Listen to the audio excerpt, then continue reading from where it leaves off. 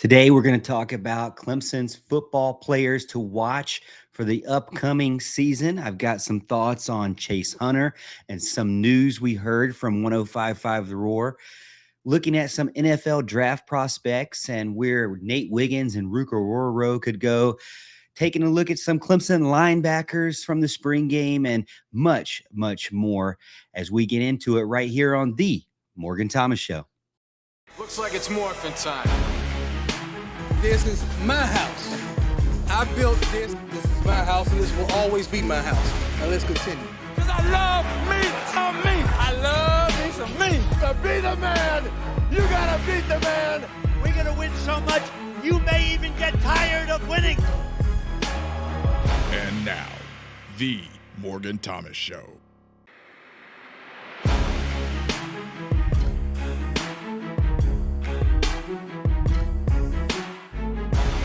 Welcome back into the Morgan Thomas Show. I'm your host and producer, Morgan Thomas, and I appreciate you coming in and being a part of the show. Hey, if you haven't already, make sure you like this video if you like the video and subscribe to the YouTube channel so you can stay up to date on all of my exclusive Clemson content I put out every single week. All right, so let's get this show started. There's a ton of stuff I want to talk about. It's a little bit of a variety show, but there's a few things that I wanted to discuss as I look through some of the news in college football and specifically with Clemson athletics. And we're going to talk a little bit about Clemson NFL, Clemson the draft, Clemson spring game, Clemson basketball, and some future outlook on Clemson players going into 2024.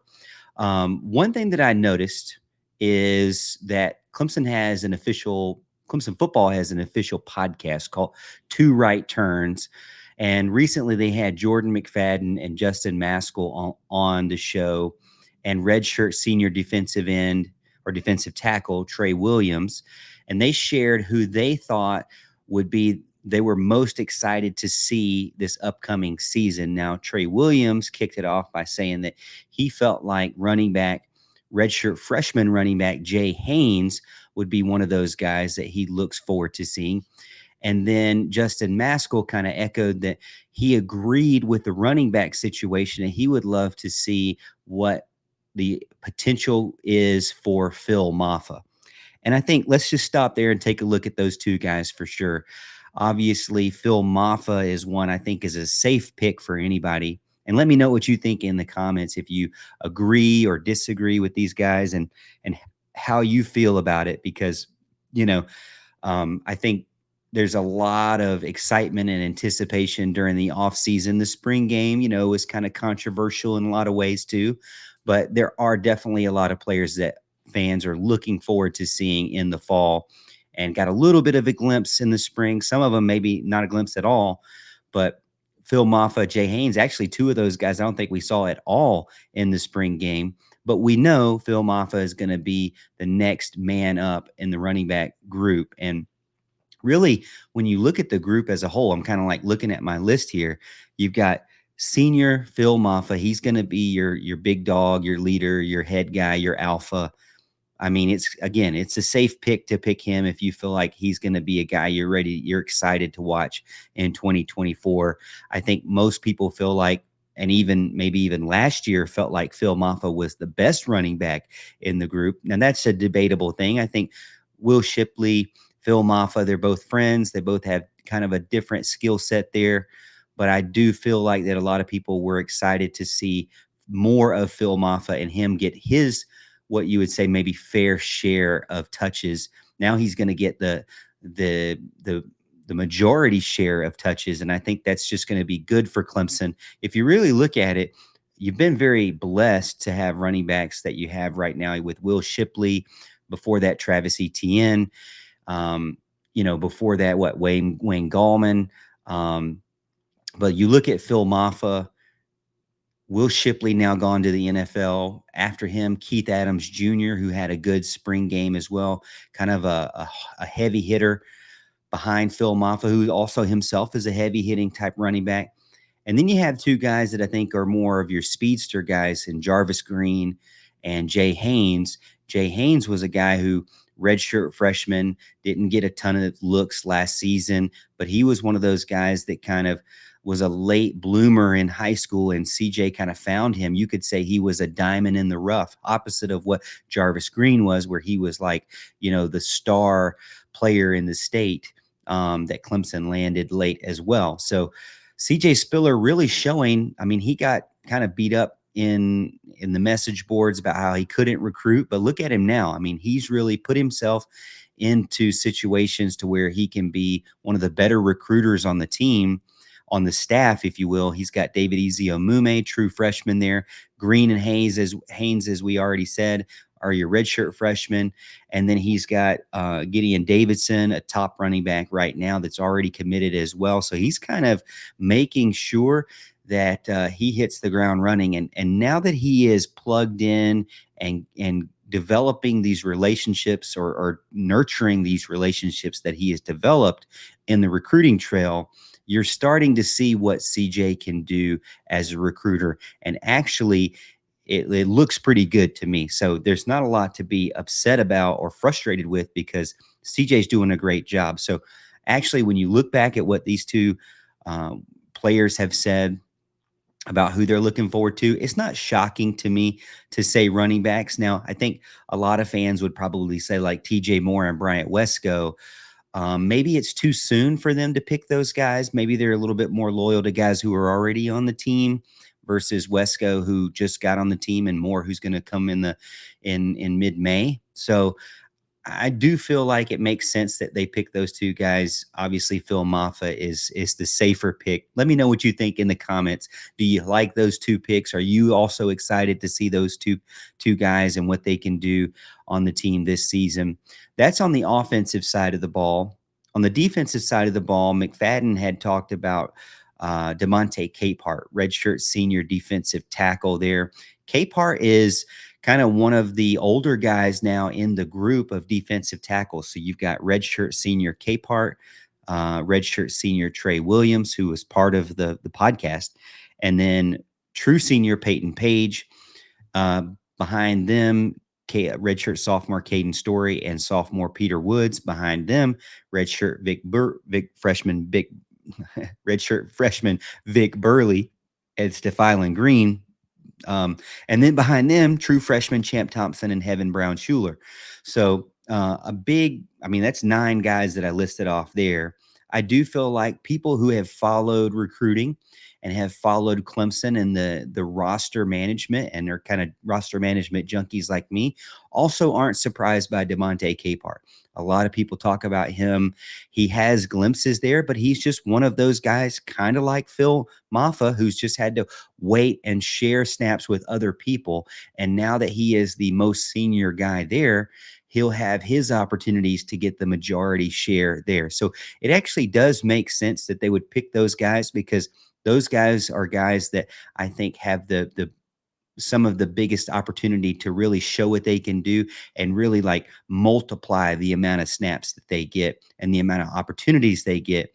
And they both have the talent there to really show out on a national level when I'm talking about Capehart and Maffa. Now, Jay Haynes is a guy who was amazing in high school, but really didn't come on until late in his recruiting world, in his recruiting, because he had to also kind of wait his time at his high school. So CJ Spiller got in there, and to me, he's a diamond in the rough that could also be a big time get and prospect for Clemson as well. Time will tell. We'll see. But I'm excited about those guys. I'd like to know what you think in the comments. Are there any other players on offense or defense that you feel like deserve this type of recognition?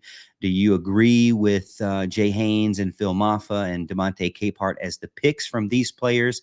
Or do you think maybe they should have picked someone else? Let me know in the comments what you think about that discussion. I think it's pretty cool to see what current and former players think about the roster. Now, speaking about former players, I also wanted to talk about the upcoming NFL draft.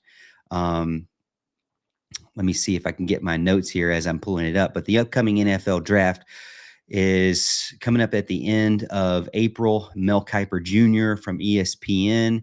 He has a 2-round mock draft, and he has already forecasted Nate Wiggins and Ruke Orhorhoro and where they could potentially land in his mock draft. He has Nate Wiggins being selected by the Philadelphia Eagles in the first round as the 22nd overall pick. And, just continues to talk about his speed and his cover skills, his ability and his exceptional combine results there too. I think that obviously Nate Wiggins is one of those great stories where we all think back to that Wake Forest game where he had honestly a terrible game and then just didn't take that and didn't play the victim. He took that and he just went back to work. And now he's a first round draft pick because of his athletic ability. Now, a lot of the players out there, they already knew how fast he was. So it wasn't a shock to Clemson or Clemson fans how fast he was. But I think it is kind of, unexpected to see him jump up all the way to the first round. But speed is super, super important. Cover skills in the NFL, of course, at cornerback, super important. And then the cornerback position as a whole is, one of those highly valued positions right now. So I think it makes sense that he would be a first round draft pick. It's really exciting to see Clemson get another potential first round guy in there. Now 22nd overall, out of 32 total. So kind of maybe have to wait a little bit to hear his name called. But I think most people now are saying he is going to be going in the first round. It'll just be up to where they see. Now I think it'll help Philadelphia. Obviously, it'll improve their defensive side, and they already have a strong offense. So maybe he can go in and start off very quickly. I know that'll be exciting for Fax and Childress because he's a huge Philadelphia Eagles fan. So I'm curious to see where everybody lands. I'm sure there are going to be many, many, many more mock drafts as we go between now and the next, 2 weeks or so before the draft. And then he also has, Mel Kiper also has defensive tackle Ruke Orhorhoro chosen to the Los Angeles Chargers in the 52nd overall pick. He says that he likes him as an interior pass rusher and feels like he can be an immediate contributor to the Chargers defensive line and be a disruptive force, being one of those, all ACC type players out there. Ruke Orhorhoro is also an interesting player as well because he wasn't highly recruited. I don't think he was really a highly rated guy. A lot of people felt like he may just be one of those kind of backup guys. And then because of injury and illnesses on the defensive line and some, family things that were going on over the past couple of years, Orhorhoro got his opportunity. And he really, again, same thing with Wiggins and some other players out there, got their opportunity and just kind of took it and ran with it, and been really cool to see what he can do. I was not expecting him to be one of those guys to be an early round, first round, second round draft pick, but obviously not first round. He'll be second round. But it is really cool to see. Let me know what you think about this as well. Mel Kiper Jr. has always been kind of a, historically a good NFL draft projector. Tell me what you think about Nate Wiggins and Ruke Orhorhoro, and if you think that that's kind of where you expected them to be. Wiggins in the first round, Orhorhoro in the second round. Makes sense to me. I'm looking forward to the NFL draft show with Walt Deptula on 105.5 The Roar and to see kind of how everything shakes out. The draft is always one of the funnest things of the year, just to see, what happens and what team can really take advantage of their positions on the board and make their moves and really improve their team in a short amount of time. So yeah, again, let me know what you think. Right now, we're about 14 minutes into the video. Again, if you haven't already, make sure you like the video and subscribe to the YouTube channel. And also give me a review over on Apple Podcasts or wherever you listen to your podcasts. And, make sure to show me some love over there as well. I appreciate it. What I've been doing so far for the past couple of days, hey, this is 4 days now. I've been doing this in a row, and I'm doing a video podcast and an actual audio podcast as well. So you can check it out either way. on top of all the other stuff I do as well. All right, so we've talked about DeMonte Capehart, Jay Haynes, Phil Maffa, some players to watch for the upcoming season. We've talked about former players in Nate Wiggins and Ruke Orhorhoro in the NFL draft. Let's take a look at Clemson basketball for a second, because I thought this was an interesting discussion. Senior guard Chase Hunter. Now, he has the opportunity to explore his professional options out there, while also keeping in his back pocket that he has an extra year of eligibility. Coach Brad Brownell recently talked about this as I was listening to on Road Rage on 105.5 The Roar with Walt Deptula, my best friend. And he said that he felt like it was extremely important for Chase Hunter to put his name through the typical professional process to gauge what the feedback would be, and really kind of assess all of his options before making a final decision. Now, I'm already seeing over on message boards and over on the social media that people are like, hey, Hunter hasn't made a decision. Does this mean a good thing? Does this mean a bad thing? I don't think it's anything right now. I think it's exactly what Brad Brownell is telling us, is that they're telling him and advising him to weigh out all his options. And if you were in his situation, I think you would want to do the same as well. He has to put his name through this process to see where he kind of shakes out, because really, there were some frustrating times for Chase Hunter. I'm sure he would admit this season as well, some ups, some downs. That's the way basketball goes.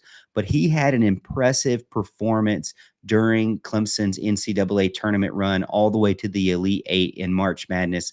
And he, I'm sure, gained attention of prospects and scouts out there that are looking at him to see where he can fit as a point guard for their team. Now, it could be the NBA, could be, some other professional organization.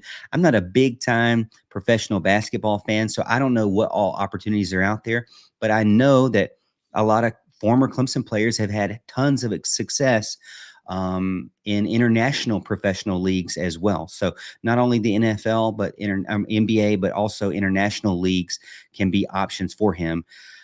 Hunter, again, really, really showed what he can do, showing his scoring ability and making plays when Clemson needed it the most, and also really kind of stepping up on the defensive side of the ball as well. I think he kind of had some lapses throughout the season, but then when tournament time came, he just flipped a switch. And, he was making plays and getting fouls and getting and ones under the basket, driving to the lane and making shots that weren't necessarily falling during the regular season. And he was hitting things from the elbow consistently. And he was, passing the ball really well. And then again, playing a better defense than I think he did all season.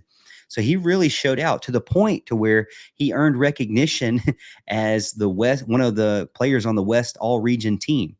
So that drive, whatever got him to where he reached a second level or an additional level of competition and performance there, I think showed a glimpse of, hey, maybe this guy has a bigger ceiling than we thought. Now, I say that out loud and I'm thinking, well, if there's a bigger ceiling than we thought with Chase Hunter, maybe what we thought in January or December is not really what he can reach. Maybe that March Chase Hunter, maybe there's more left in the tank. Maybe there's more opportunity to grow and show what you can do and further increase your value as a professional or a potential professional in the eyes of scouts. And I'll say this, as you know, we've talked about NIL a ton, but one good thing about NIL when it comes to college is that you can use that money. If you're Clemson, you don't have a ton of money to throw around, right? But you do have some money.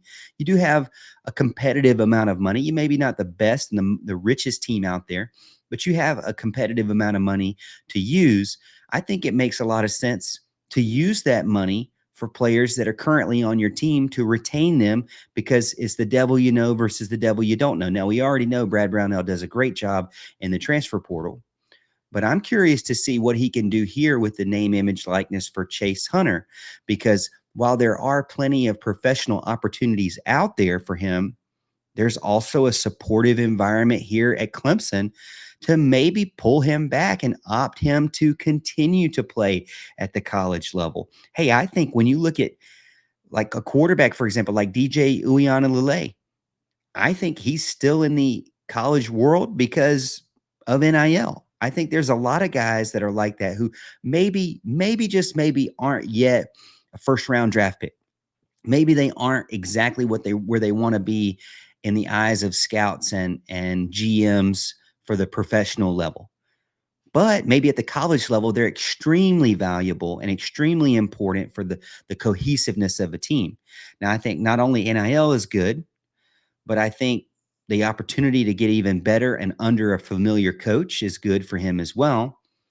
But then also his brother plays on the team, Dylan Hunter. So I think, hey, why not finish one more year, run it back with your brother, and get your NIL, and then see if you can actually reach another level in your playing career, and show what you can show where your talent level is. Because if you can maintain what you did in March, I mean, that's really, really exciting. Now the off season continues. I'm not a biggest in an NBA guy, but I know the draft combine is May 12th, and that's going to provide some more feedback for him. So maybe right now, it being April 11th, maybe we won't hear anything for the next couple of weeks. We might have to wait until mid-May. So I think people on social media saying, well, no news is good news. I think that might be true. He's just waiting to see what his opportunities are and where he falls. If he doesn't get good grades and maybe they say he needs some more time, then that would be great for Clemson because they would get extremely experienced point guard coming back, a guy that they can trust, and that Brad Brownell can try to get to that next level in his playing career and his talent for sure, in his development. So let me know what you think in the comments about Chase Hunter and his situation. Do you think I'm crazy by saying that he could potentially come back? I mean, do you think he needs to go on and go professional? Or are you kind of like me where you're like, hey, I wouldn't mind seeing him return. Hey, I'm the same way with PJ Hall. I wouldn't mind seeing him return as well. I think more people than not are telling me just let PJ Hall go. His time has run out. He's done everything he needs to do. He needs to try to move on and see what he can do at the professional level. Me personally, as a Clemson fan, I'm over here saying, no, I don't want you to go. Come back, PJ. Come back, Chase. Really didn't even want Jack Clark to leave as well, but I know these guys have to move on eventually, but I'm curious to see what happens. I'm curious to see what your comments are as well. I'd love to hear from you in the comments section. All right, so we talked. Now that was basketball. One thing I wanted to piggyback off of that, specifically talking about NIL, is we know NIL is a significant factor in recruiting for college basketball. We know really in all college sports, I think it's significant now at this point for most of the important or high level, high profile players and high profile sports, and maybe even not even high profile sports, but at least players, because I wouldn't necessarily say some of these sports are necessarily high profile on the same level as football, but they may have players like a Valerie Cagle who is equally as important, and you could probably even debate more important than anybody on the football team compared to her own team, right? But NIL is, of course, a significant factor in college football, and we were talking about Chase Hunter and the fact that NIL could be a good thing for Clemson in being able to retain him. I also read somewhere recently where Dabo Sweeney was talking about his NIL and how it's made recruiting simpler for him by identifying the players who match up with Clemson or who don't match up Clemson. So the coaching staff has been able to focus on high school prospects who are genuinely interested in Clemson and want to give Clemson an opportunity as much as they want an opportunity from Clemson. And it's kind of helped Clemson not waste their time on players who just really don't care about the same values that they have. And I think that's great for Clemson too, because Clemson really, they're very calculated with who they give offers to. So if NIL gets part of the discussion, and we've heard that it is part of the discussion, no matter how many of the national people still go out there with this narrative that Dabo doesn't like NIL. He definitely does use and like NIL. He just does it in a different way than you do. And I think that this statement from Dabo about how it's made it easier for him makes a lot of sense, because they don't want to waste their time on players, and they slow play a lot of these offers. And so when they start getting vibes that this player is in it just for the money, or he's just shopping around, or his mom or dad are just shopping around, or family members are just shopping around, or maybe even high school coach is shopping around the player, that's the kind of player that Clemson can go ahead and scratch off the list. Now, a lot of people may say, well, Morgan, they need to get this guy from the transfer portal or this guy from the high school recruiting rankings. But what if those guys are guys that just don't match up with the values and the culture of Clemson? You don't want to just go get them. They don't match up with what you're trying to build. They won't fit with the values and the culture that you have. They won't fit in the locker room. They won't fit with your coaching staff. They won't be in it for the long haul that Clemson wants you to be in it. So while NIL is a big deal and it's a big role in recruiting, and I do feel like that Dabo Swinney uses it and discusses it, at least as we know, to filter out the guys that they shouldn't waste their time on. But he made it clear as well how he uses NIL as a completely different approach from others. Now, it could be, you could say it's a negative. You could say you don't like it. I can understand that. You don't have to agree whether you like it or not. But the main thing is, Dabo has said that the Clemson Tigers are going to prioritize NIL for retention rather than recruiting, which really is the way it's supposed to be. You're not supposed to use NIL and collectives and money to be able to lure people or tamper with other teams and take players from other teams and talk to them after games and text them during the season and get them to get into the transfer portal, get them to come to your team within just a few weeks or just a few days, if you will. You're not supposed to use it for recruiting incentives. People do use it for that. We know that. Dabo's taking a different approach. He says, hey, I'm not going to use NIL to buy players to come to his team. Now, in the transfer portal, players know that you need them. More often than not, they know if you're going in the transfer portal, you need them, and you need them right now. You need somebody who's a little bit further along developed and has a specific position to play, and that you can use them and plug them in immediately. Now, with that, what we've seen is the transfer portal players typically want to be paid for their services, more of a mercenary type thing, more of a free agency type thing. Well, that doesn't really add up with what Clemson wants to do. They want to use it for retention. So if you come from the transfer portal and you get on the team and you make the roster and you perform and you are a great teammate and you do well for Clemson while you're in Clemson pads, then yeah, you're going to get the benefit of the NIL and the collective that Clemson has in the 110 society, and you're going to get paid for that. You're going to get rewarded, but you're not going to get rewarded before you become a player. So Clemson and Dabo has made it clear their approach is different. And while it may, not attract some players, it will attract certain players that they want on their team and get, to me, that's why recruiting and retention has been still just as successful as in the past. Clemson's still continuing to get in the top 15 recruiting classes, and they're still continuing, really, if you look at it, they don't have as many transfer outs, right? They don't have as many like big time stars transferring out. Now, this past season, Andrew Makuba was one of them, and it was one of those things where a lot of people believe that Texas tampered in that situation. And, he might have been a little bit frustrated because of some lack of playing time and getting jumped by Khalil Barnes. And so he moved on to Texas. But in many cases, like with Phil Maffa, the guy needed to continue to just wait his time. And so they invested in him as he was a player and showing his loyalty and staying committed to the team. I would much rather a coach continue to pay players for staying loyal to their university, staying loyal to their team and to their staff, than to pay players just as mercenaries to come and stay for 1 year and leave the next year. I don't really like that method of it at all. And I don't think that's originally how it was intended either.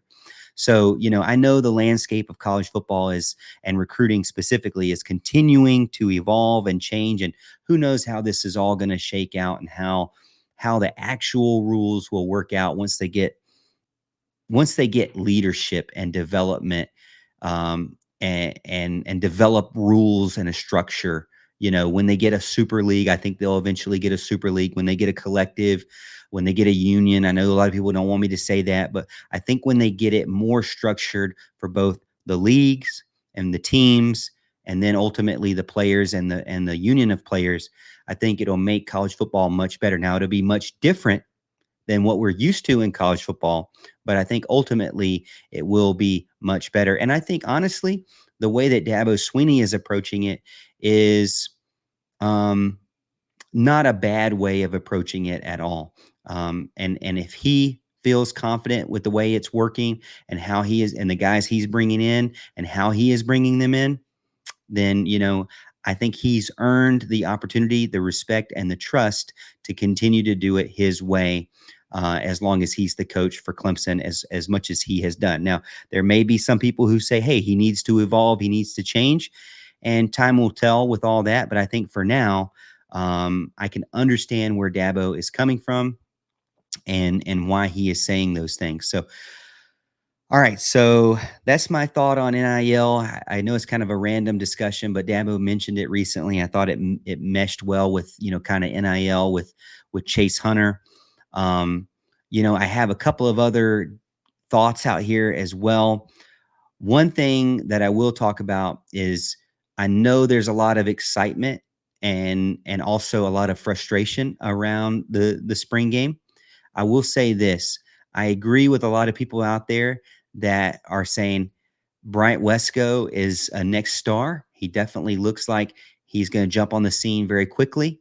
And I also agree, too, that before we start throwing away Cade Klubnik, let's just wait till we get TJ Moore on campus and see what they do when they have a full staff, when they have a full roster, everybody's healthy, and they go through an entire fall. I'm curious to see what will happen. I'm still thinking going into the Georgia game, Cade Klubnik will be the guy. Obviously, Trent Pierman is definitely a great asset to push Cade Klubnik to get to the next level. But again, I think you give Cade all the weapons possible, and if he still doesn't improve, then you kind of have to decide what you're going to do in the future. But for right now, I'm still thinking Cade should be your starter. Keep working with him, keep pushing him to be his best, keep, championing him to be your QB1, and get all of your weapons in around him and start building towards that very first game of the season against the Georgia Bulldogs in Atlanta in a Mercedes-Benz Stadium. Going to be a difficult one. A lot of Georgia fans say the game's already over. Don't even play the game because Clemson's going to lose and get destroyed. But I say not so fast. Let's wait and see what happens, and don't count the Clemson Tigers out so quickly. Hey, again, thank you so much for being a part of the show and listening and watching wherever you are checking out the show. Make sure you hit the like button and subscribe to the YouTube channel. And as always, Tiger fans, we'll see you at the top of the hill.